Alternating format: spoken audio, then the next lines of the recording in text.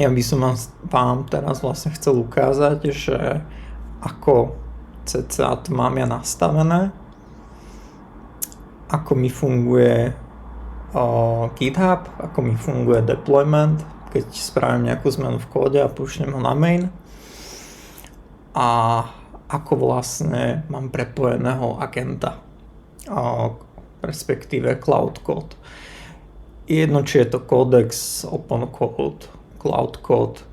V princípe, ak ten web má WP-CLI, či je WP WordPress Command Line Interface, tak AI agent nám vie s tým WordPressom akoby pracovať a vie nám automaticky doplňať content, pridávať nové bloky a starať sa o ten web nejakým spôsobom. Takže ja vám teraz nejak abstraktne ukážem, že ako to mám ja spravené,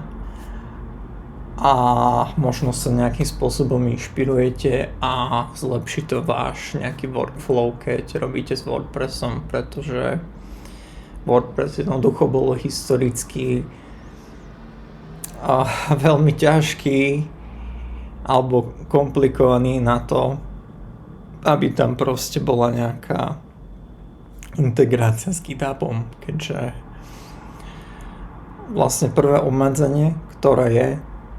tak väčšina WordPressových webov fungujú na zdieľanom hostingu. Čiže ak máte hosting typu WebSupport, WebGlobe,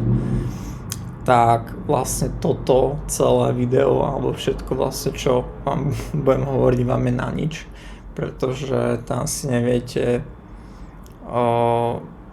jednoducho spraviť tieto veci. Nejde vám tam command WP-CLI na týchto zdieľaných hostingoch, čiže